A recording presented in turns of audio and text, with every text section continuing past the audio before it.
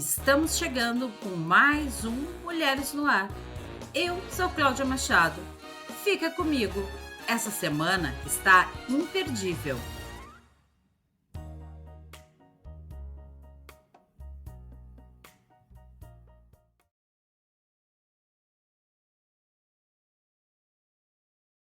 Projeto realizado com recursos da Lei 14.017/2020, Lei Aldir Blanc, Governo RS.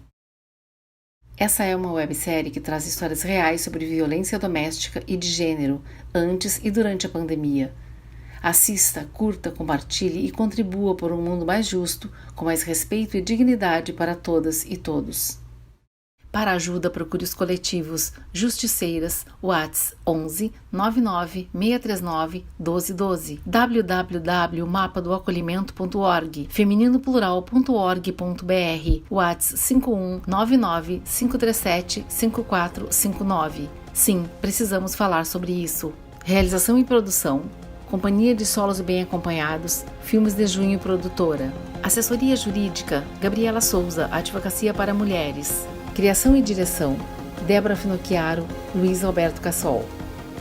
Sobre fundo azulado, traços brancos desenham uma janela com duas folhas quadriculadas que se abrem. No vão, a palavra confessionário. Abaixo, em letras cursivas, relatos de casa. Episódio 5. Iruana, com Denizele Cardoso. Ela é negra, tem rosto oval e cabelos bem curtos. Enquadrada dos ombros para cima, usa blusa branca sem mangas e brincos longos prateados.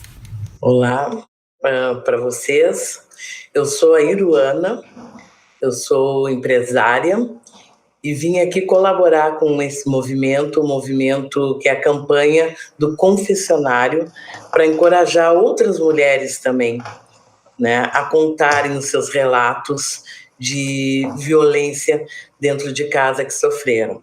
Essa história ela aconteceu com a minha filha. A Luana, ela era a minha única filha, e do meu marido. O meu marido também, ele morreu muito cedo, praticamente tudo aconteceu muito cedo na minha vida, né? Trabalho, carreira. A minha carreira, eu trabalhava viajando muitíssimo. A Luana, minha filha, ela viajava comigo sempre. Ela adorava viajar comigo. E assim, com... Ansiosa, baixa a cabeça e pressiona a testa entre as sobrancelhas. É difícil falar dela. Nos olha, muito emocionada. Vira-se para o lado, seca o canto do olho. Desculpa.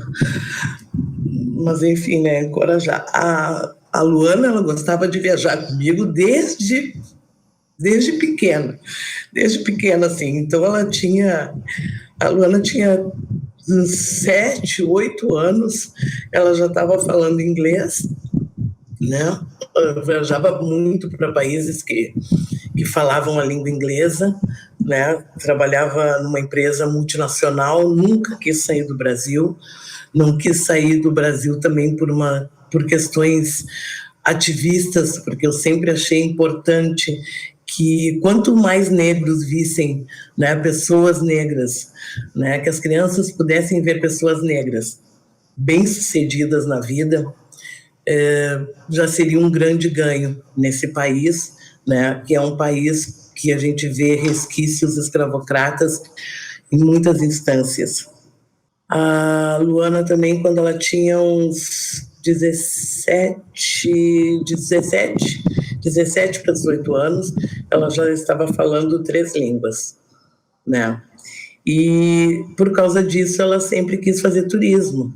E o relato começa todo quando a Luana estava saindo da faculdade.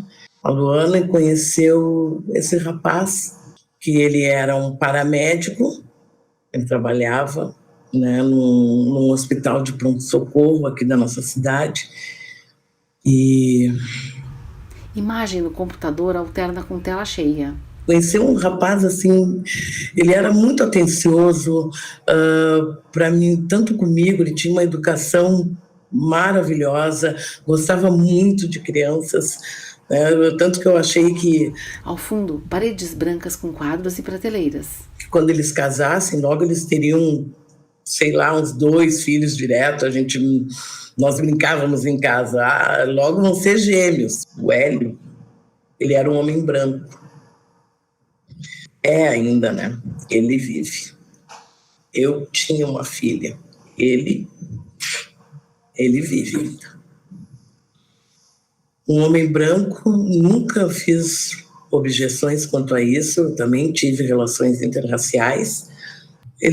Quando eles se conheceram, era tudo maravilhoso, né? A Luana continuava viajando, mas depois, no início, ele começou meio que a implicar, dizia que ficava sozinho, muito tempo sozinho. A gente gostava, eu falava para ele, pode vir ficar que eu também sou uma mãe para ti. Eu sou uma mãe para ti, tanto quanto eu sou para minha filha Luana. A Luana, ela nunca me escutava. Quando eu comecei a conversar com ela sobre essas questões dele não deixar ela começar a implicar com as viagens dela, né?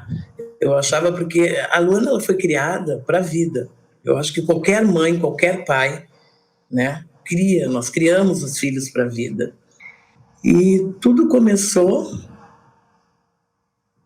quando a Luana conseguiu um trabalho, pode-se dizer, maravilhoso, numa revista, uma revista que é internacional, né? 3 meses antes de viajar, ela contou já para ele que ela teria que morar fora do país. E eu só sei que quando começou, esses 3 meses foram simplesmente 3 meses terríveis. Ela olha para baixo, angustiada. E o que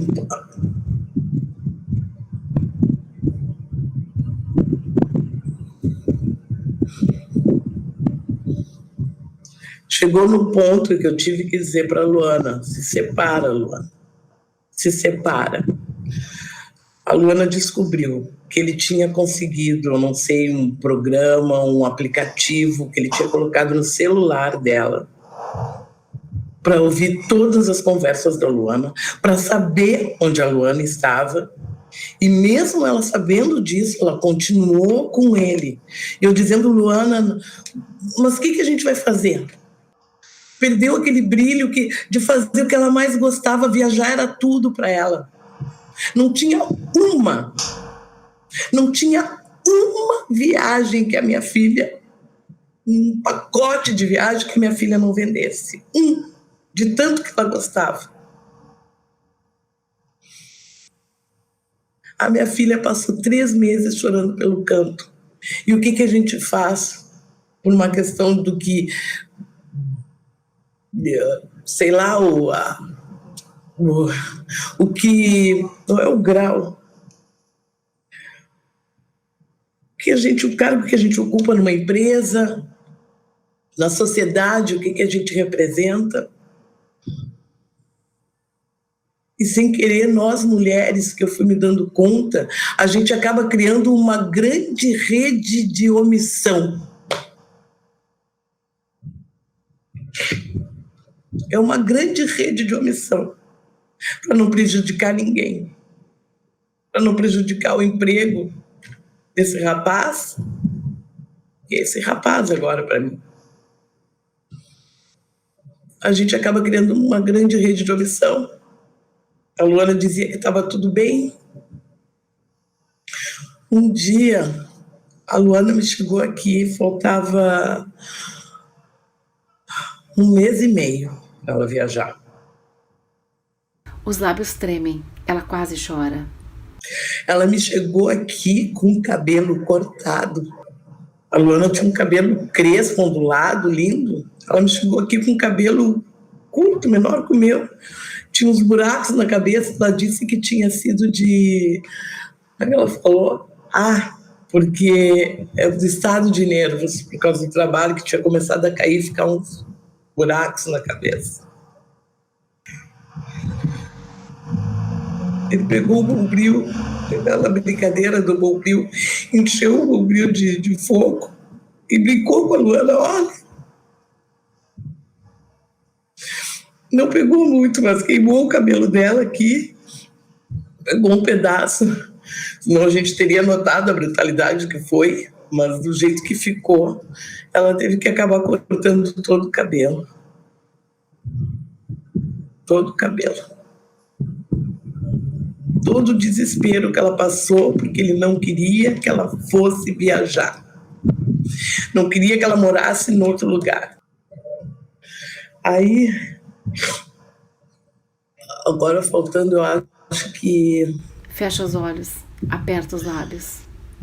Foi antes, entre o Natal e o Ano Novo. Entre o Natal e o Ano Novo, eles combinaram que eles iriam para um sítio em Santa Catarina, na casa de uns amigos. Daí chegou logo depois do Natal, dia 25, dia 26 de madrugada. Eles saíram daqui. Joga levemente a cabeça para trás com os olhos fechados. Ela me deu um abraço muito forte. Baixa a cabeça, cruza os braços e aperta com força os próprios ombros.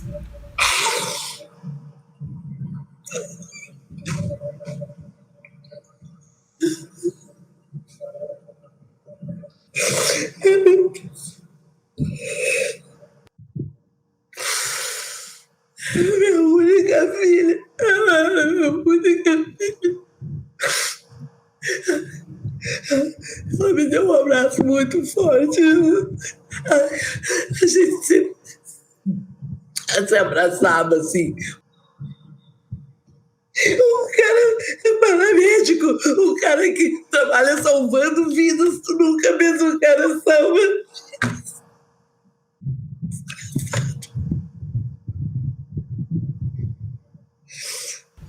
Seca com a mão o canto dos olhos.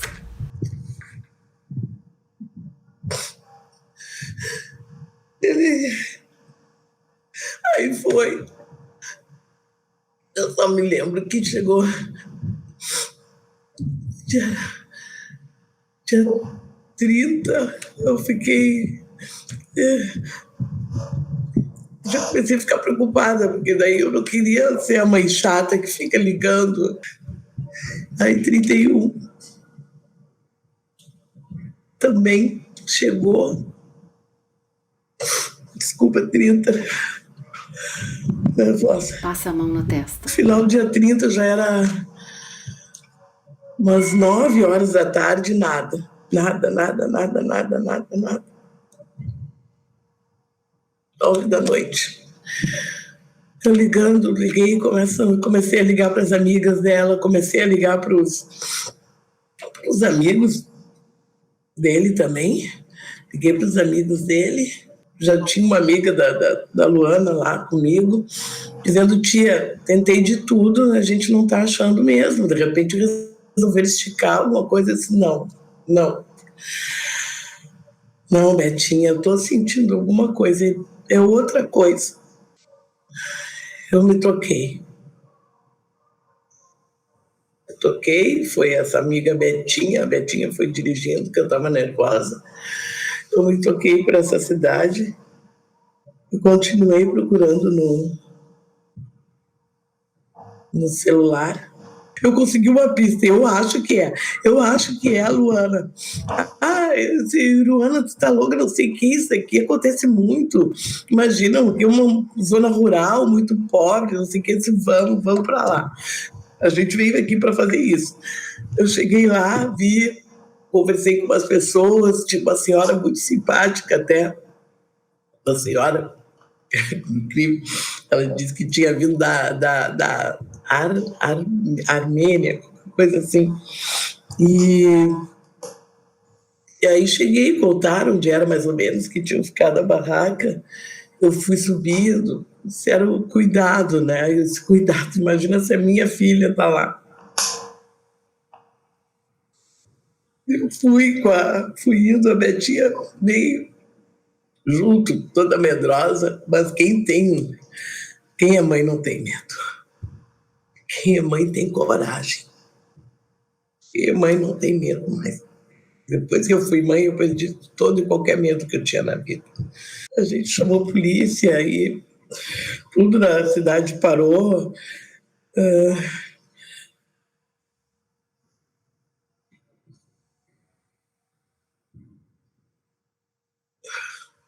Três, 4 dias depois, eu e a Betinha ficou lá comigo.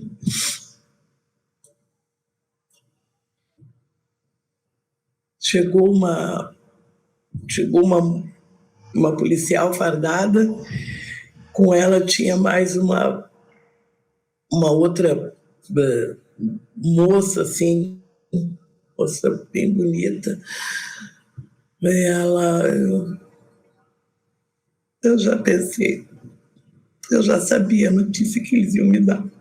Aperta os lábios, emocionada.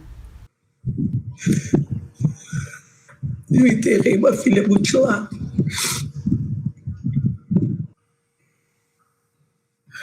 Então, assim, não... Principalmente nós mulheres, assim, eu quero encerrar dizendo que agora para mim não dá mais. Vou continuar falando, porque a gente prestar atenção nos sinais. Agora é a rede do falar, de passar adiante. Sentiu que mudou, sentiu que não tem mais sorriso, sentiu mau humor, qualquer coisa, não dá para deixar passar. Não dá para deixar passar. Deus, se eu pudesse, aquele dia do abraço da minha filha, que é o abraço da minha filha, eu já tinha sentido alguma coisa, não deixaria sair, eu não... São sinaizinhos. Às vezes não são tão sinais, às vezes é um elefante ali gritando. E a gente deixa passar.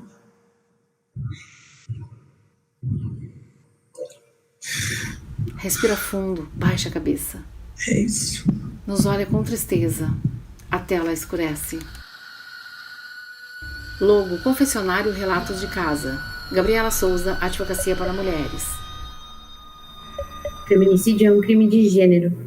Desde 2015 faz parte do Código Penal brasileiro, que fala que mulheres morrem por existirem enquanto mulher. Ela é branca. Não apenas em relacionamentos, mas na rua, em festas, em qualquer lugar em que a existência dessa mulher cause repulsa, cause ódio, cause um sentimento de domínio, né? E faça com que o crime contra ela seja mais forte. O feminicídio não põe fim apenas à vida de uma mulher que tem todas as suas expectativas, sonhos e uma vida inteira pela frente. Usa os cabelos presos. Ele coloca fim a uma vida familiar. Ele devasta as famílias. O feminicídio no Brasil deixa milhares de crianças órfãs, os pais presos e as mães mortas. A consequência do feminicídio é uma consequência social. No momento em que uma mulher morre, todas as mulheres morrem um pouco também. A tela escurece. Denuncie. Se você é vítima ou conhece alguém que seja vítima de qualquer tipo de violência, denuncie, para que não existam mais histórias como essa. Procure a Delegacia da Mulher da sua cidade ou Disque 180. Para ajuda, procure os coletivos Justiceiras, WhatsApp 11 99 639 1212, www.mapadoacolhimento.org, feminino-plural.org.br, WhatsApp 51 99 537 5459. Créditos selecionados. Criação, direção e roteiro, Débora Finocchiaro, Luiz Alberto Cassol. Adaptação coletiva a partir de relatos de Gabriela Souza, de notícias e histórias diversas. Preparação de elenco, Débora Finocchiaro. Direção de fotografia, Fred Paz. Direção de produção, Amanda Gatti e Fred Paz. Montagem e desenho de som, Leonardo Capellati. Trilha sonora, Laura Finocchiaro. Design gráfico, Luciano Ribas. Vinheta, Victor Teixeira dos Santos. Audiodescrição, Marilane Castro da Costa, Felipe Mianes. Tradução e legendas em inglês, Pedro Mendes. Libras, Simone Dornelles. Assessoria de imprensa, Padrinho Agência de Conteúdo. Social Media, Gabriela Roden Terini. Assistência técnica de lives, Débora Bregala. Elaboração de projeto, Companhia de Solos e Bem Acompanhados, Amanda Gatti. Administração do projeto, Elisete Hidalgo. Assessoria contábil, Carlos Augusto Flake. Consultoria astrológica, Amanda Costa. Assistência de produção, Gabriele Gazapina Guimarães. Produção executiva, Amanda Gatti, Débora Finocchiaro. Coordenação geral, Débora Finocchiaro. Apoio, Rádio Univates FM, Rádio FM Cultura, Rádio União FM, Rádio Band News FM, Rede Estação Democracia, Coordenadoria Estadual da Mulher em Situação de Violência Doméstica.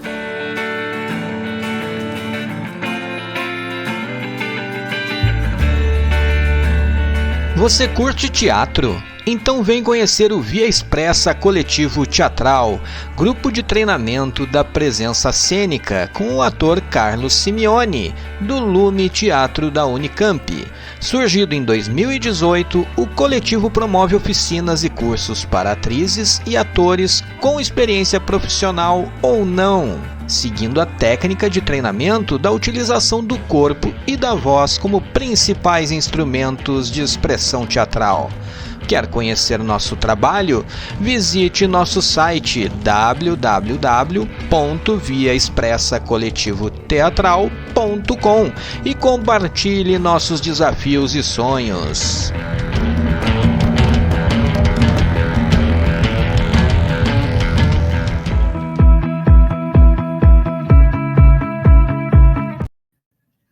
Olá, hoje nós estamos aqui no Mulheres no Ar, numa edição super especial, porque a nossa convidada é Juliana Volkmer. Acertei o teu nome, Juliana? Isso, eu sempre Juliana erro. Volkmer. Eu erro. É Volkmer, é como a gente escreve mesmo.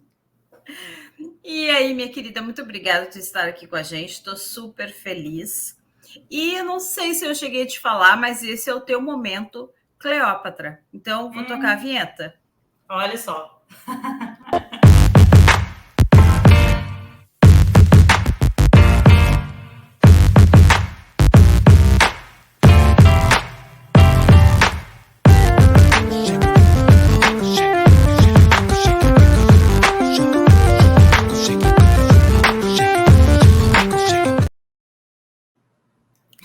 Adorei. Eu espero que nesse teu momento, Cleópatra, tu te sinta, no melhor sentido da palavra, uma rainha, que esse é um espaço mesmo de empoderamento de todas as mulheres incríveis que a gente traz aqui para conversar na rádio.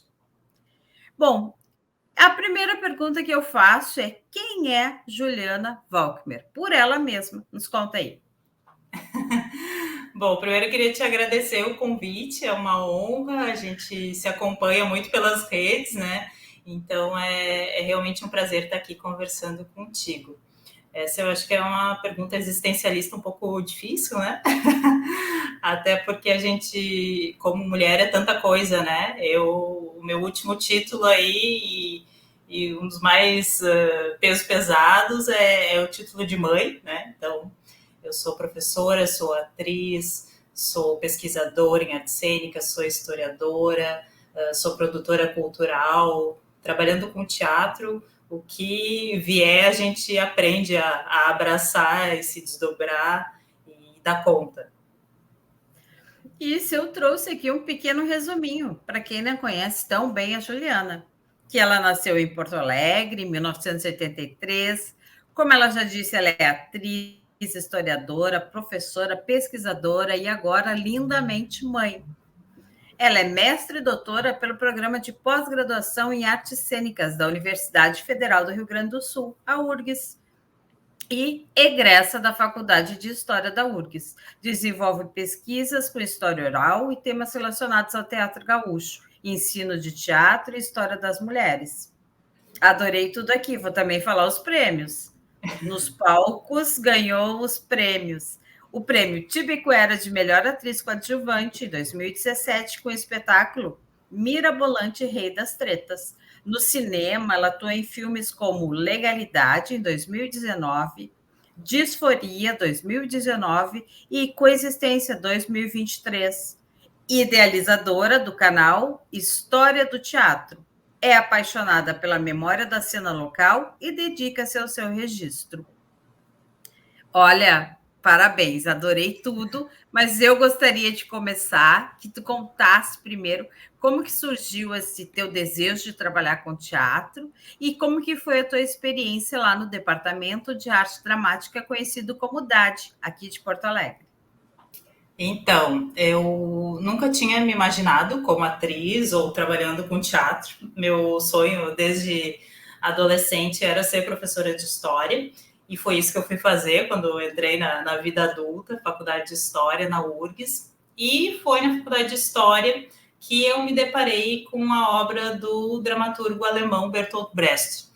Então, a partir dali é que me despertou uma curiosidade pelo teatro. Até então eu tinha assistido pouquíssimas peças, acho que o clássico Bailei na Curva e alguma coisa no colégio, nada mais do que isso. Eu não era uma frequentadora de teatro, mas quando eu comecei a ler as obras brechtianas, Terror e Miséria no Terceiro Reich, como estudante de história, aquilo me inquietou. Eu fiquei muito curiosa para saber como é que um texto com aquele peso político poderia ser encenado.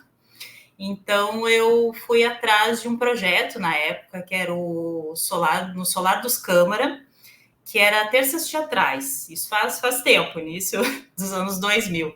E aí, toda terça-feira, a importância, né, desses projetos públicos com entrada franca para que, né, a gente conquiste um público para além da bolha. E aí eu comecei a assistir ali, eu me lembro que na época tinha uma peça brechtiana montada pela Terreira da Tribo, que ia se apresentar, agora eu não lembro exatamente qual delas, mas foi ali que eu comecei a ter um contato maior como espectadora mesmo. E comecei a conhecer outros autores de teatro, e como boa geminiana curiosa, eu fiquei muito impressionada, porque eu comecei a assistir trabalhos de muita qualidade, realmente. E um dos que me impressionou foi uma leitura dramática dirigida pelo Luiz Paulo Vasconcelos, que tinha a Sandra Dani e a Araci Esteves como Vladimir Estragon, a Arlete Cunha e a Elisiane Medeiros. Era só esse o elenco, né? E aí eu fiquei muito impactada com o texto. Eu não tinha a mínima ideia de quem era Becht, o que era e muito impactada com a atuação da Arlete. Eu saí de lá, assim, transtornada. Como é que poderia acontecer algo daquele tipo, né? Aquela energia toda fluir entre as atrizes, entre o público, do jeito que foi. E aí eu me inscrevi numa oficina de iniciação teatral com o Zé Adão Barbosa, na época, no TEPA, Teatro Escola de Porto Alegre, que era um teatro aos sábados, uma coisa super despretensiosa. Eu sempre me considerei uma pessoa super tímida, e ali foi um encantamento de cara, assim, com as aulas do Zé e com um preconceito que eu tinha do que seria teatro, de que eu teria que me expor, de que seria algo talvez um pouco agressivo para minha natureza tímida, e através da pedagogia dele, da didática, foi uma coisa tão leve, tão gostosa, tão natural. E aí quando eu vi, eu estava fazendo teatro. E a partir daí comecei a fazer outras oficinas e não parei mais. E aí tu fez o DAD, me conta. Sim, porque eu já era professora de história e fui convidada para ministrar oficinas de teatro no projeto lá que tinha do Hospital Psiquiátrico São Pedro, na Usina das Artes. E eu estava dando oficina de teatro e não era formada em teatro. Então eu sentia assim que eu precisava, apesar de estar num movimento, né, de busca de conhecimento, de uma coisa autodidata também, eu sentia a necessidade de uma formação acadêmica. Aí eu fiz novamente o vestibular e entrei no curso de bacharelado em interpretação teatral no DAD, isso em 2011. E aí e aí a minha carreira do DAD só foi, né? Porque eu fiz o bacharelado em interpretação, depois eu fiz o reingresso de diplomado no curso de licenciatura, engatei o mestrado no programa de pós-graduação em artes cênicas, né? Que é ali no mesmo prédio, e o doutorado. Não, mas me conta um pouco quem eram teus professores lá. Quero ver se a gente Contemporânea a gente não é, porque eu sou muito mais antiga, né? Mas eu queria contar um pouquinho das tuas aulas. Enfim. Eu tive muita sorte, porque tive excelentes professores no DAD, que marcaram a minha formação em termos de atriz, de atuação, vamos dizer mais profundamente, porque todos marcam, né? Uma foi a Cissa Rickziegel, que foi minha orientadora de estágio docente. Eu fiz o meu estágio docente não, estágio de interpretação, que foi um espetáculo com base na vida da escultora Camille Claudel. Outra pessoa que foi importantíssima foi a Gina Toqueto, que estava como professora substituta na época, mas que também me marcou demais, assim. E a Vera Bertoni, que foi um marco também na minha... Eu já conhecia ela porque eu tinha anteriormente feito uma especialização em Pedagogia da Arte na Faculdade de Educação, e aí eu já conhecia a Vera dali.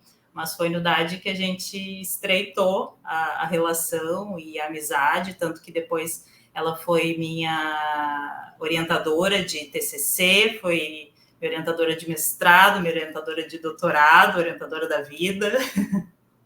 É muito legal o DAD porque é um espaço de convívio acadêmico, mas muito diferenciado dos outros cursos da universidade, porque as relações que se travam ali são diferentes, né? Entre os professores, entre os estudantes, o pessoal que trabalha.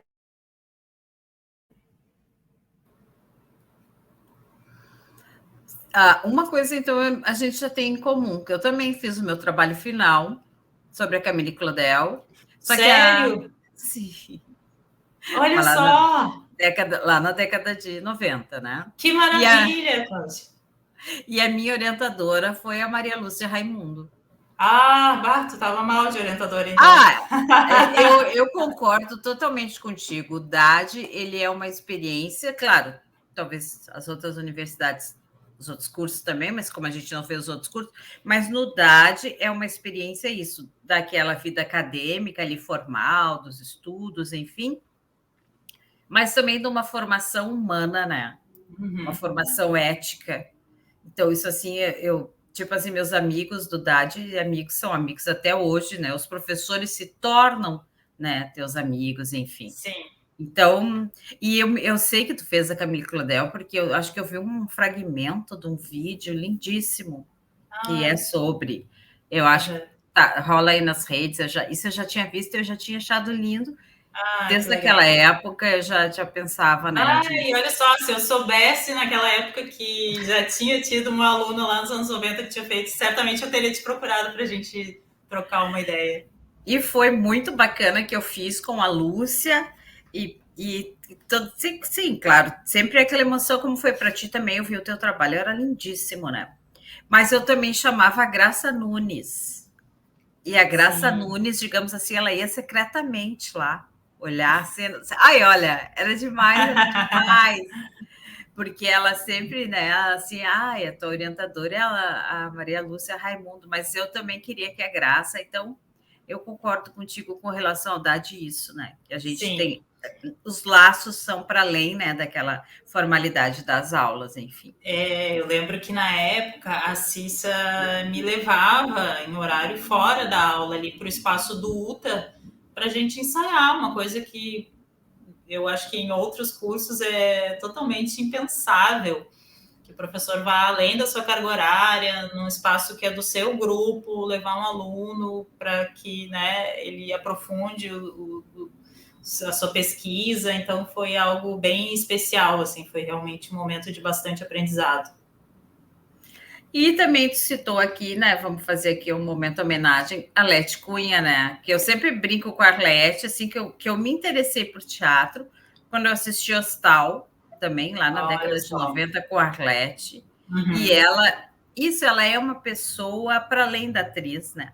Ela é uma grande atriz, uma excelente atriz, mas aquela entrega, aquela generosidade que ela tem no palco é uma coisa que é transcendental, né? Eu adoro a Arlete, sou muito fã dela. E que legal, né? Que legal que a gente tem essas sintonias dessas mulheres que nos carregaram para o palco, né? Então, assim, embora a gente não é amiga, não se conhece, mas o nosso mundo está entrelaçado por essas mesmas, né, Sim, figuras referências. tão importantes, enfim. E aí, agora, então, eu já quero que tu me conte, então, como é que depois surgiu isso dessa pesquisa, né, que é assim, todo mundo falou na época e fala agora, dessa pesquisa que tu fez sobre o DAD. Eu até peguei aqui o nomezinho tudo. Tu não tem aí para mostrar para gente? O que, Cláudia? DAD, Memória e História. Ah, o livro? O livro. Eu não estou com ele aqui nessa sala, nenhum exemplar. Mas tu Que quer que eu pegue? Se tu quiser, eu vou dizer no resuminho aqui do livro. Tá, boa, eu vou lá buscar, então. Então, este livro trata da história do Departamento de Arte Dramática da URGS, conhecido por DAD. Pesquisado e escrito por Juliana Volkmer, a trajetória da segunda Escola Universitária de Teatro do Brasil, fundada em 1957. É revelada por meio de fragmentos e narrativas. É a história do DAD, é a história do teatro gaúcho. Ilustrado com fotografias em preto e branco, esta obra foi realizada dentro do projeto DAD 65 anos, por Silvia Dart Produções, enfim, aí vai falar, né? Eu adoro isso aqui que diz assim, ó, um tempo de descobertas, acertos, erros, sonhos e desejos, de revolucionar a si mesmo e ao mundo através da arte. Uhul! Nossa, que lindo! Aí conta pra gente como é que foi essa pesquisa, como é que foi esse trabalho. Então, tá aqui o livro, né? Eu vinha do curso antes mesmo de entrar no DAD, eu tinha feito essa especialização em pedagogia da arte, que a minha monografia final do curso já caminhava por esse terreno da pedagogia da arte e da história oral. E da pedagogia do teatro em específico, eu já tinha entrevistado algumas pessoas que davam aulas de teatro aqui em Porto Alegre, em diferentes lugares, né? Então, eu entrevistei o Paulo Flores, que dava aula na Terreira, ainda dá. Entrevistei a Andréa, agora me fugiu o sobrenome dela, que é professora do município de Porto Alegre.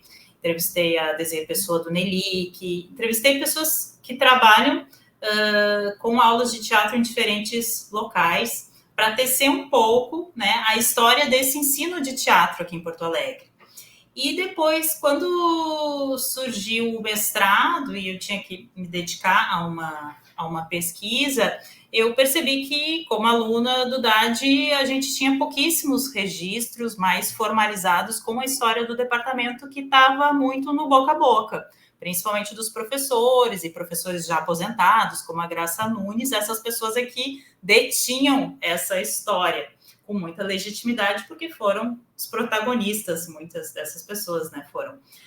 Então, eu casei a minha paixão que eu já tinha por pesquisa em história oral com essa necessidade de registrar essa história de uma maneira mais formalizada. E aí eu convido convido não, né, foi um duplo caminho, né, da minha parceria com a Vera, porque eu queria muito trabalhar com ela e ela também acompanhava a minha pesquisa, a gente já tinha uma afinidade muito grande. E aí a Vera, então, orienta esse trabalho, que é o meu trabalho de mestrado, que é uma pesquisa onde eu entrevisto pessoas que se formaram lá na década de 60 e 70, no DAD, que antes era o CAD. E a partir daí, das memórias individuais, a gente vai construindo essa história que é de todos, né? Essa história coletiva. E depois, no meu doutorado, eu vou continuar, porque eu vou traçar a trajetória, né, da Maria Helena Lopes enquanto docente do DAD. Então, todo o meu trajeto na pós-graduação, ele vai circular aí nessa história do Departamento de Arte Dramática, que é, como diz ali no livro, é a história do teatro gaúcho. Não tem como desvincular as duas coisas ou separar os personagens. E depois, posteriormente, quando eu já tinha terminado, ou estava terminando o meu doutorado, o Vinícius Cauro, que foi o proponente desse projeto DAD 65 anos, ele elaborou um projeto para comemorar os 65 anos do DAD, e esse projeto, então, via FAC, tinha várias ações, e uma das ações foi a escrita e publicação do livro. Então, ele me convida para colocar, né, tudo que eu já tinha pesquisado e pesquisar além para a gente fechar esse livro aí. Não, eu acho genial, porque eu também sinto isso mesmo que tu diz, né? A gente entra no DAD e tinha só uma história, digamos, oral, né? Daquelas histórias que contavam, enfim. Mas aí, de repente, tu consegue tornar isso, assim, um documento, né? Uma autorização. Mas aí...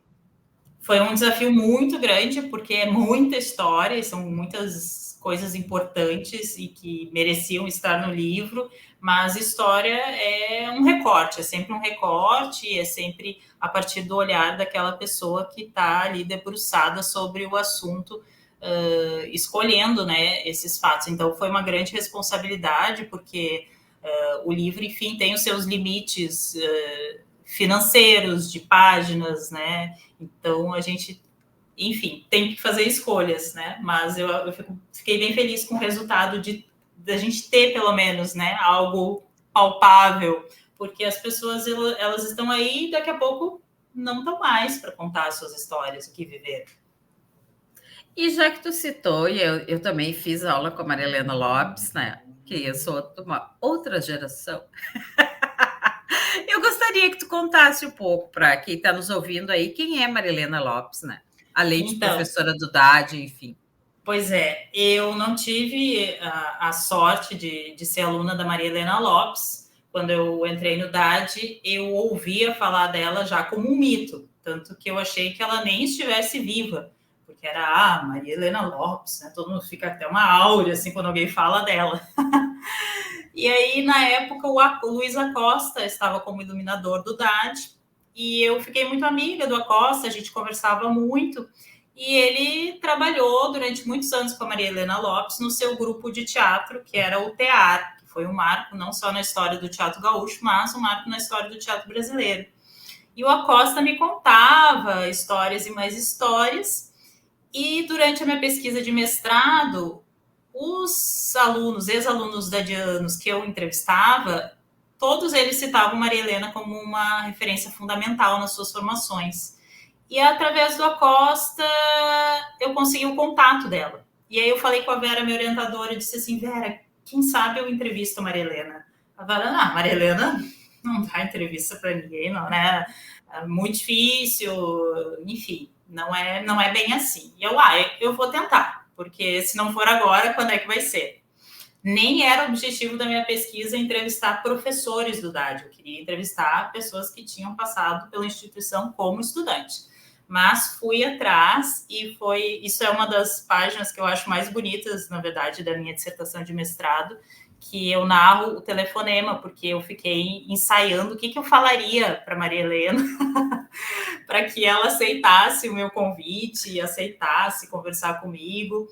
E elaborei um texto, quase decorei aquilo ali. No domingo de noite eu liguei assim, nervosíssima, porque imagina, eu ia falar com um mito, né? Com uma pessoa que eu só ouvia falar. E aí chamava e não atendia aquele telefone. E aí eu já estava quase desligando e ela atende o telefone e fala, hello? E aí eu achei muito engraçado, assim, aquilo me desestabilizou, esqueci tudo que eu tinha treinado ali para falar de forma sintética, mas me apresentei e disse para ela que eu estava fazendo uma pesquisa e que todas as pessoas diziam que tinham sido marcadas de uma maneira profunda pelas aulas dela. E ela ficou bem emocionada, então foi um momento bem bonito, né? Eu fiquei me imaginando em casa, assim, com meus cabelos brancos, se eu recebesse uma ligação, assim, de uma pesquisadora dizendo que vários ex-alunos que passaram por mim foram marcados, eu acho que ficaria bem contente, né? E foi aí o nosso início de relação, que virou uma amizade, assim, porque a gente marcou um café e depois que foi aquela coisa de sintonia mesmo, né? E desfez todas enfim, os comentários que eu tinha, às vezes, sobre a pessoa dela, ser uma pessoa difícil, ser uma pessoa muito fechada e tal, né? foi bem diferente, e por isso também o meu doutorado foi sobre a trajetória dela, porque aí eu comecei a estar muito próxima e aprendendo muito com essa figura aí realmente peculiar. Não, eu te digo, eu fiz 2 disciplinas com ela, maravilhosa, ela estava numa fase ótima, assim, pessoa... E sei que tem muita gente que também tem uma experiência muito também negativa, né? Isso a gente sabe também. Isso, mas a minha foi ótima, eu fiz uma de máscara, que até hoje me lembro, máscara neutra, que aquilo me marcou muito, que nem tu disse, assim, né? Como é que pode uma coisa 30 anos atrás, né? E depois eu fiz uma outra que foi mais incrível, que a gente montou um circo. A disciplina tinha que fazer assim uma montagem, e a gente fez um circo com a gente mesmo, aonde a gente fazia os animais, os artistas, um participava na cena do outro, e assim, impressionante a capacidade criativa que ela tinha. Também tive a felicidade, né, de assistir os espetáculos do teatro, né, que assim também me marcou muito. A Cissa, Gisela, Nora Prado, todas essas pessoas fizeram parte dessa minha formação ali inicial, né, de teatro. E hoje estão aí ainda compondo, né? Então eu também acho que o DAD é um polo mesmo de produção, né, e de transformação desse teatro que existe efervescente, né, na cidade. Mesmo pessoas que não passaram pelo DAD, algumas vezes estão atravessadas por histórias, né, do DAD. Então, tu tá de muito parabéns, tu é realmente uma pessoa encantadora. Então, assim, essa tua produção, assim, eu acho de uma relevância incrível. E te pergunto se tu gostaria de destacar, assim, mais algum aspecto, assim, ou pitoresco ou engraçado dessa tua pesquisa no DAD. Tipo assim, um DAD que a gente talvez não conheça. Eu acho que o DAD é um local... Eu tentei não romantizar o livro, né? Tanto que eu trago assim os fatos realmente, claro. Acho que o romantismo fica pela fala das pessoas entrevistadas, né? Porque a memória carrega, enfim, sentimentos e ares de outros tempos, geralmente de juventude, das pessoas entrevistadas. Então é meio que inevitável a romantização, mas a gente sabe também que assim como qualquer outro lugar, a cidade também tem vários problemas e várias questões. Nada é perfeito. Mas uma coisa que sempre me chamou a atenção no DAD foi a questão da aceitação, de aceitar o diferente, de aceitar o outro.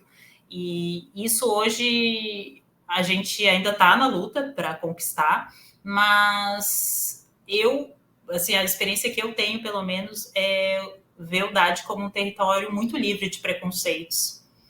E isso vem de longe, né? Então tem uma passagem no livro que eu trago, que é um episódio que envolve os alunos na época, nos anos 70, ali, agora não me lembro de cabeça o ano exatamente, mas que os alunos estavam fazendo um ensaio e tinha um dos alunos que era um infiltrado, né, da ditadura, que estava ali só para vigiar e monitorar, e tinha um perfil totalmente diferente das outras pessoas do curso.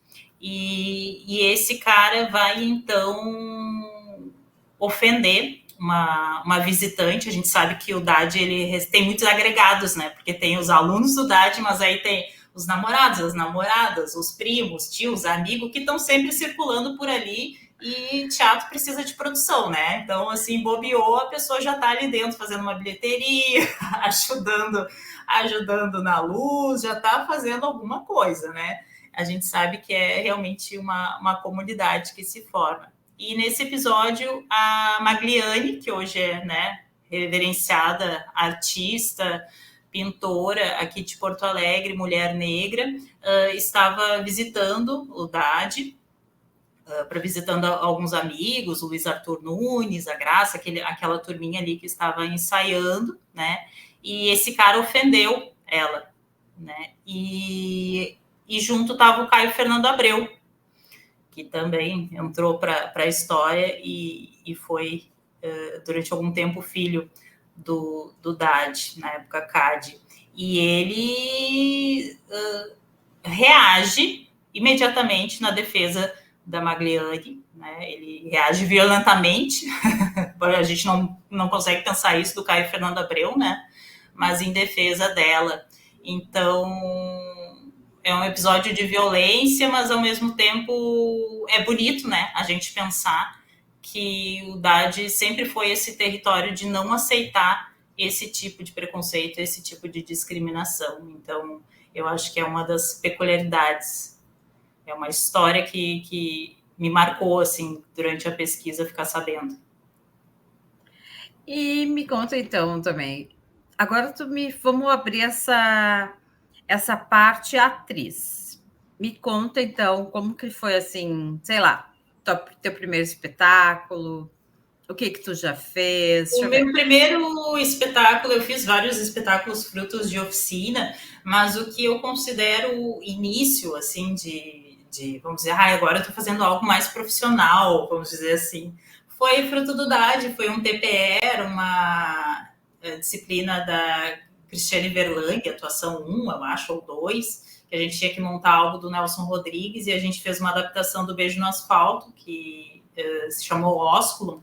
E aí a gente apresentou no DAD, no TPE, no Teatro Pesquisa e Extensão, e aí tinha o projeto Novas Caras, que era apresentado ali no Túlio Piva. Então, o Túlio Piva foi o meu primeiro palco da vida. E antes eu tinha feito, agora eu tô lembrando, eu tinha feito uma peça de oficina que também tinha sido ali.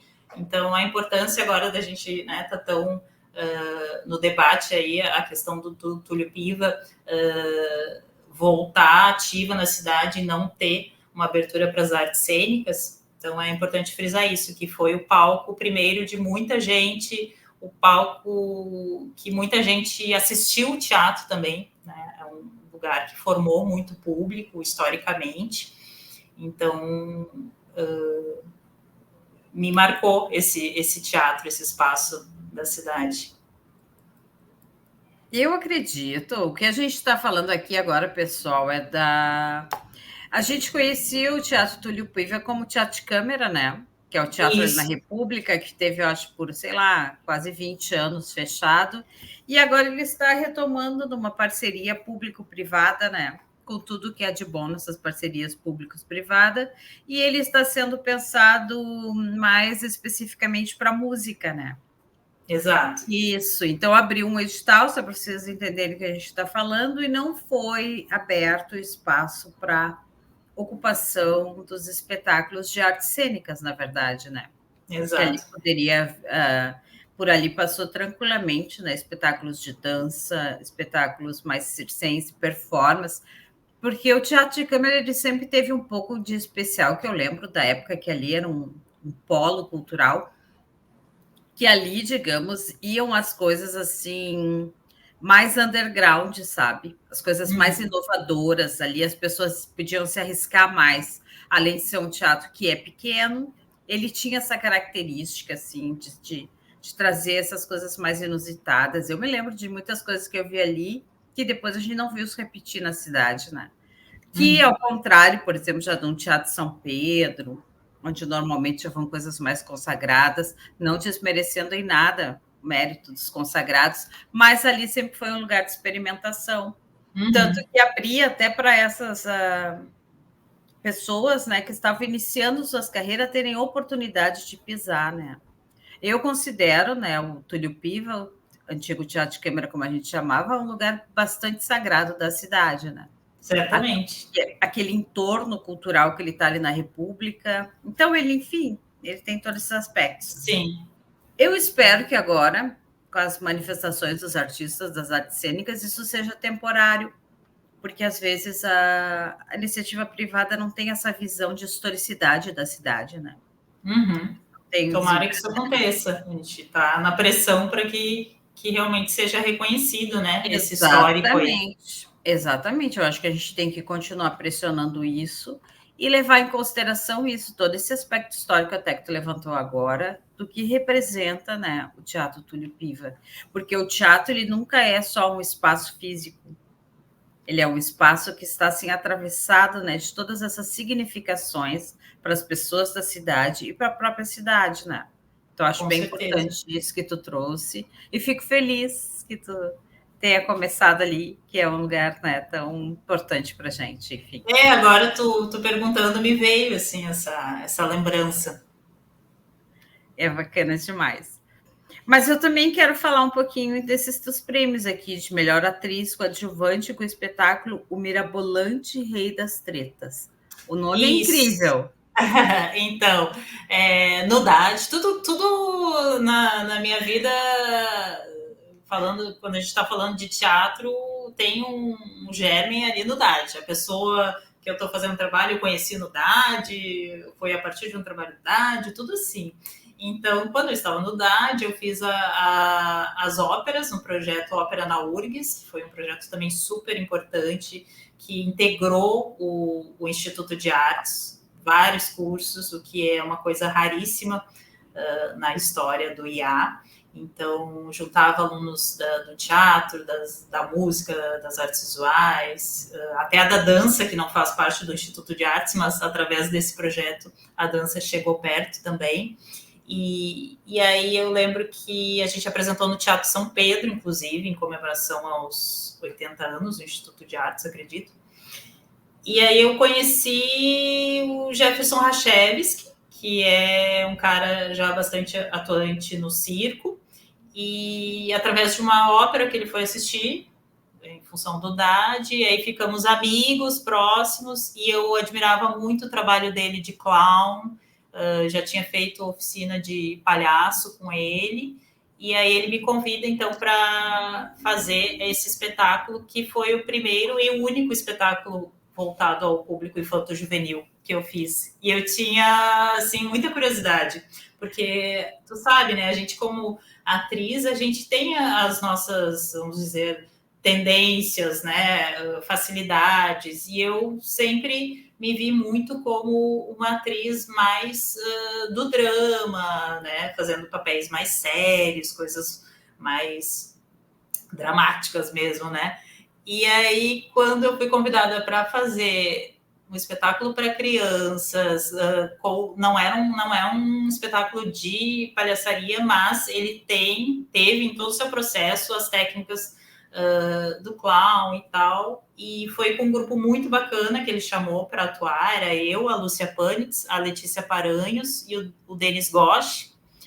Então, nossa, foi um aprendizado incrível, porque eu era a mais verde deles ali, eles já tinham muita experiência, eu era a menos experiente, e foi um desafio, muito aprendizado e uma alegria com o resultado final. E o retorno das crianças também. E aí, para minha surpresa, teve várias indicações. O espetáculo, na época, teve, acho que 9 indicações, e eu levei o prêmio. Para mim foi muito bom, porque é aquela coisa, sabe, aquele desafio que tu teve muita dificuldade, que tu, em algum momento, pensou assim, eu não dou para isso aqui, tá muito difícil. E aí tu vai, insiste, não desiste, e aí depois ter esse reconhecimento, não só do prêmio, mas um reconhecimento pessoal mesmo, de depois a gente apresentou pelo SESC, viajou com o espetáculo, e ter aquele reconhecimento do público, né, que é o mais importante, ver que o espetáculo funciona, que tá tudo bem em cena. Então isso é muito divertido. Não, parabéns demais. Reconhecimento sempre é bacana, né? Enfim. E também eu quero agora falar um pouquinho. Primeiro eu quero te contar uma história. Estou procurando aqui Mas eu fui em 2020, eu e o Rodrigo fomos na Casa de Cultura, Rodrigo Veloso, né? Rodrigo Veloso. Sim, queridão. Daí a gente foi na Casa de Cultura, uma noite lá, 2020, assistir, né, um filme que a Manuela que nos sugeriu, enfim, a gente foi. Aí a gente achou muito estranho, Juliana, que só tinha eu, Rodrigo e uma moça. Só tínhamos nós três naquela sessão. Pois pandemia. No outro dia, se deu o lockdown. Eu e o Rodrigo nem sabia do que estava acontecendo. E como quem tinha me sugerido era a Manuela, quando eu te vi em cena, o filme tu já sabe, né? Disforia, né? Sim, sim. Quando tu apareceu em cena, eu não sei te dizer, Juliana, mesmo a gente não tendo tanta proximidade, era uma emoção tão grande. Porque aquele filme, né? Não vou dar spoiler, mas aquele filme é de uma delicadeza. E ele é assim, de uma profundidade, mas ele não chega a ser. Ele não é um filme que vem assim bruscamente, né? Mas ele vai assim, de uma densidade. E quando apareceu teu carão assim na tela, que coisa mais linda do mundo. Então eu queria abrir essa parte tua do cinema, que tu falasse um pouquinho desse filme, assim, dos processos, enfim, e te dizer que era lindo demais, demais te ver ali em cena. Eu achei genial, eu adorei, assim, quando a gente vai ao cinema e a gente conhece aquela pessoa linda que está ali, retratando aquela história, né, de uma dureza, mas de uma lindeza também muito profunda. Queria que tu comentasse um pouquinho esse teu lado de cinema. Foi muito legal esse teu comentário, porque é um sentimento muito bom também, que eu já passei e passo ainda, né? Mas quando vejo também amigos e conhecidos que a gente está acostumado a ver no teatro, eu tive essa sensação quando eu fui assistir o Força Bruta, que... Força Bruta? Não, Tinta Bruta. Força Bruta é o espetáculo, né? O Tinta Bruta. E tô falando certo o nome do filme, sim, né? Eu acho que sim, mas olha que... o Tinta Bruta, com o Bruno Fernandes, que a gente começou praticamente juntos, assim, oficinas super amadoras, assim, e aí a gente depois se reencontrou no DAD, e aí ver ele, eu me lembro que quando também abriu, assim, quando ele apareceu no telão, é uma emoção mesmo, a gente fica feliz, né, de reconhecer os nossos ali na tela. E o Disforia foi um trabalho muito bacana, que infelizmente ele era para ter tido uma circulação em cinemas em todo o país, e ele estreou justamente na semana anterior à pandemia, ao início da pandemia. E o cinema foi um encontro muito surpreendente, graças ao DAD, porque como eu já dava aula de história, eu sempre fui fazendo DAD de uma forma despretensiosa. E isso foi ruim até o momento, porque eu me vi como uma profissional da cena depois, sabe? Poderia ter sido antes, mas enfim, tudo tem o seu tempo. E eu, óbvio que admirava o trabalho com cinema, mas nunca tinha ido atrás, nunca tinha feito testes ou coisas assim, até porque eu via falar sempre aqui em Porto Alegre, é a bolha, é sempre os mesmos, aquela história. E aí, um belo dia em casa, me liga a Simone Butelli, produtora de elenco, ex da Diana também, dizendo que a Carla Cassapo tinha me indicado para fazer um teste para fazer a Neuza Brizola do filme Legalidade. E aí eu fiquei muito surpresa, porque eu não tinha uma amizade com a Carla naquela época, a gente só se conhecia de vista lá do DAD, ela não era da mesma barra que a minha, mas ela tinha assistido acho que talvez o meu estágio docente, tinha assistido alguns trabalhos meus lá no DAD, e aí foi daí que ela me indicou e eu fiz o teste. E foi maravilhoso a primeira experiência no Legalidade, com Léo Machado, com Zeca Brito.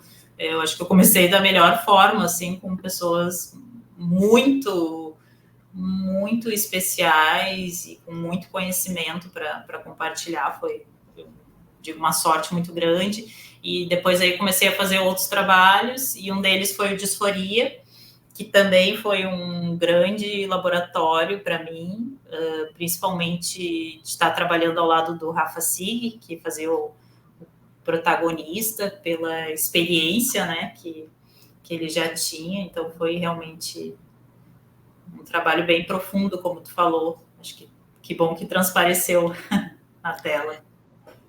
Com certeza, né? Eu vou aqui só localizar o pessoal. A gente está falando do filme Disforia, né? Que é um filme dirigido pelo Lucas Casales, né? A Juliana me corrige. Daí tem aqui um grande elenco, entre elas Juliana Volkmer e também a Manuela, que eu não estou me lembrando o sobrenome da Manu. Qual é o sobrenome da Manu? Eu não sei falar o sobrenome dela, que é bem difícil. Mas, enfim... É o Wanderlich, uma coisa assim, né? Que é a grande atriz, né, do Grupo Cerco.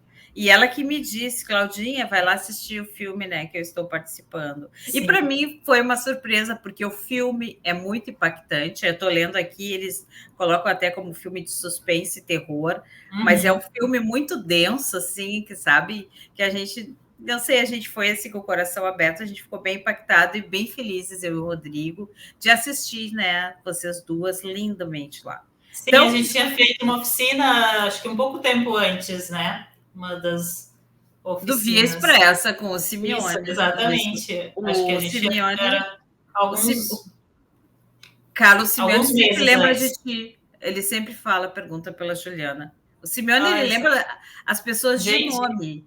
Meu Deus, que honra! Então, é sensacional. A gente está citando aqui o ator Carlos Simeone, que orienta o grupo Via Expressa aqui, volta e meia vem aqui fazer o curso, né, a presença do ator. Agora a gente fez um que se chama... Agora ele deu, assim, está se aprofundando um pouquinho mais alguns aspectos. A gente trabalhou com o Irradiando o Campo de Força, não sei se tu viu, há pouco tempo atrás. Uhum. E aí, quando ele vem, Juliana, algumas pessoas, assim, ele lembra, sabe? Sim. E ele perguntou pela Juliana e por outras pessoas. Mas a gente vai deixar a dica aqui de filme. Tu sabe qual plataforma que a gente encontraria? Deixa eu ver se diz aqui o Disforia. O Disforia, eu acho que está, se não me engano, na Amazon.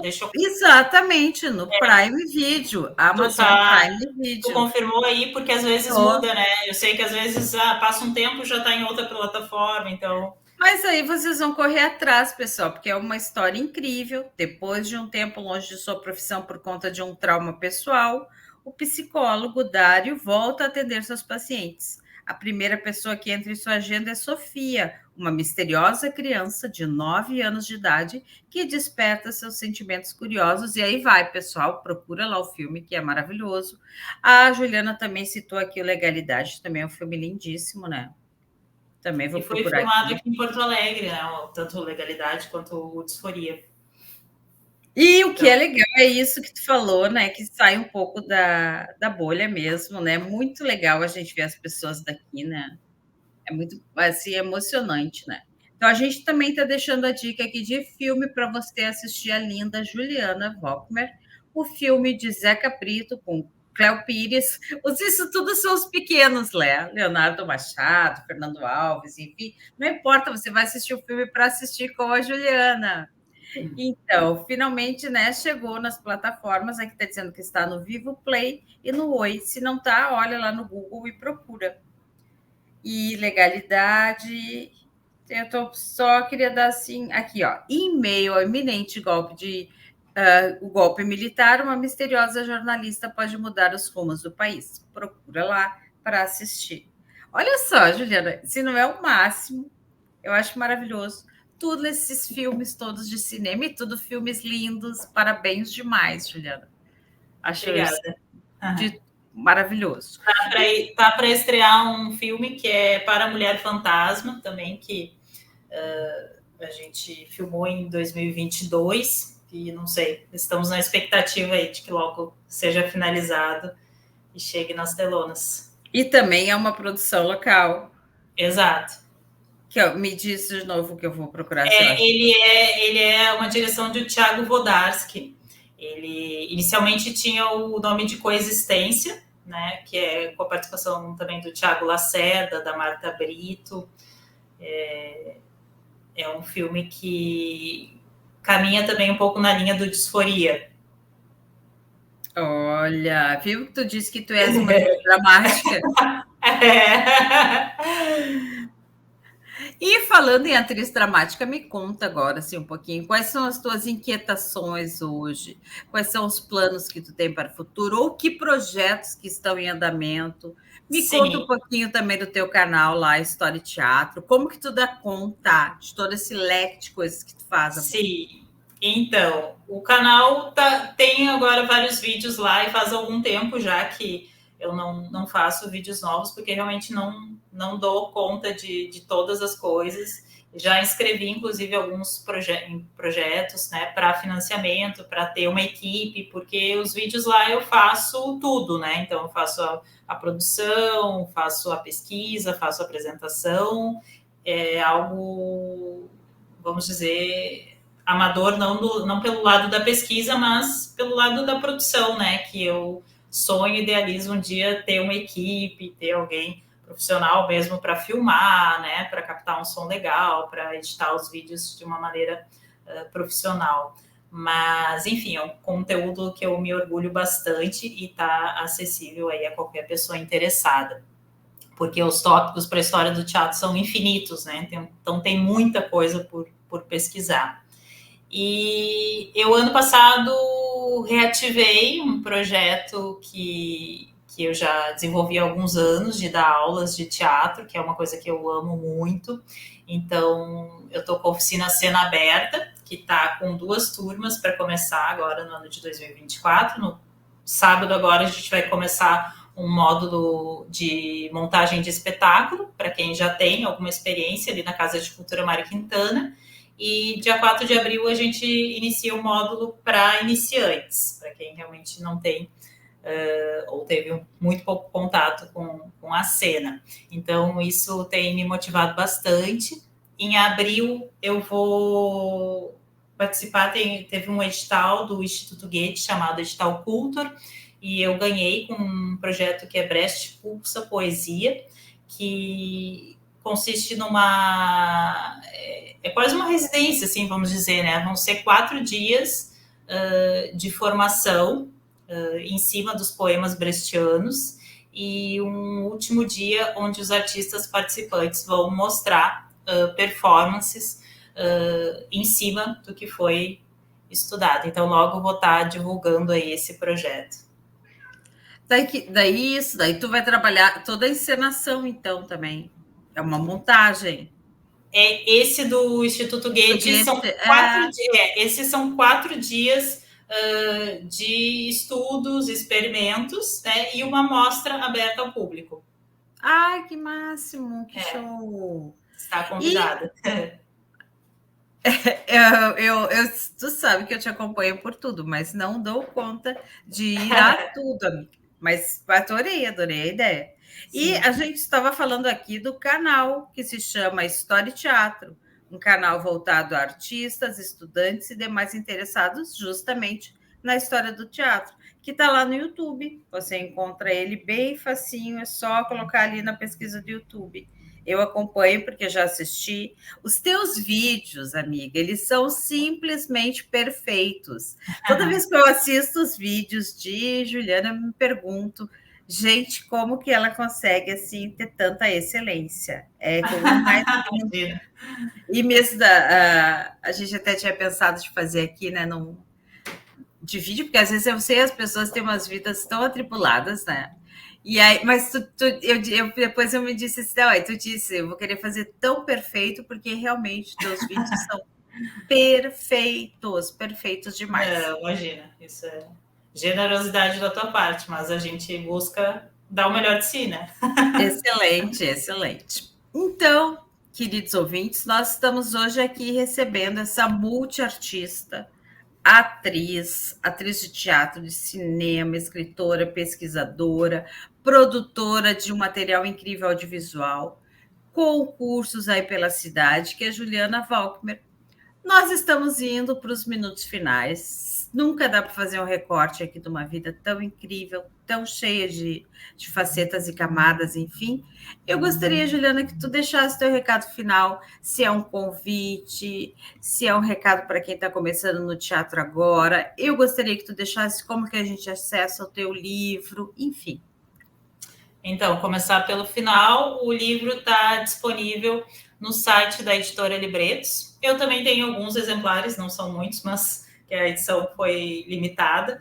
Então, assim, quem quiser pode entrar em contato comigo ou pelo site da Libretos. E a Libretos também costuma participar de várias feiras aqui na cidade e também tem várias livrarias parceiras, principalmente as livrarias mais alternativas, né, que são as mais gostosas, que a gente mais, o pessoal do teatro mais aprecia geralmente. Com certeza vai estar lá o livro Dade, História e Memória. E fica o convite para as minhas oficinas, que acontecerão na Casa de Cultura Mário Quintana, um lugar tão importante da nossa cidade, e acho que a mensagem final é isso, é prestigiem os artistas locais, o que se faz aqui, tanto no teatro, quanto no cinema, quanto em todas as áreas, né? A gente sabe o quanto é importante o apoio do público, a presença do público, e eu acho que isso é o fundamental para a gente continuar respirando e fazendo cada vez mais. Então, da minha parte, eu te agradeço demais, querida. Há muito tempo que eu queria ter essa conversa contigo. Tenho a maior admiração por todo o teu trabalho, toda a tua lindeza e, assim, a profundidade e delicadeza com que tu trata nessas temáticas do teatro. A gente vê que tu é uma estudiosa, enfim. Então, eu te agradeço demais. Eu que te agradeço, Cláudia. Um beijo no coração. Esse espaço aqui está sempre aberto. Uma outra hora que tu quer vir aqui falar uma outra coisa, fazer uma coisa. Só abrir. Muito obrigada. Então, a gente vai encerrando por hoje o Mulheres no Ar com Luciana Volkmer e a gente vai tocar de novo a vinheta, porque esse foi o momento Cleópatra.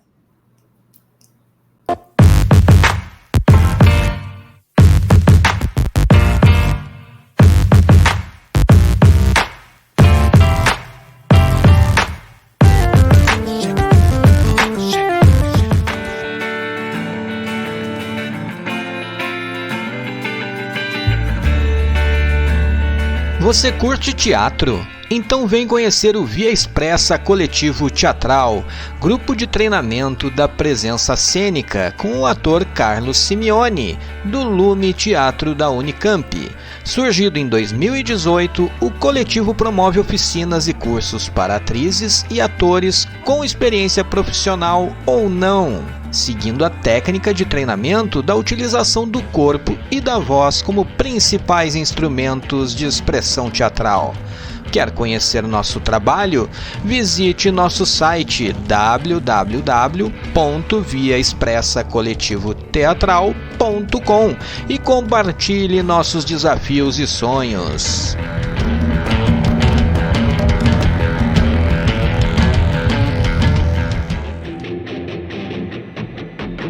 Obrigada por ouvir a Rádio Frida Rock. Aqui você ouve os clássicos do rock and roll, country, soul, pop rock, blues, tanto nacional quanto internacional, e os melhores sons da nossa MPB. Recebe atualizações diárias de notícias livres de fake news, informações diversas, quadros de variedades. Rádio Frida Rock, uma rádio totalmente empoderada.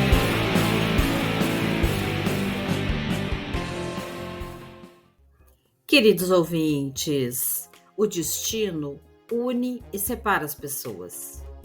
Mas nenhuma força é tão grande para fazer esquecer as pessoas que nos fizeram felizes. Eu sou Cláudia Machado e vocês são especiais para mim. Obrigado e até a semana que vem.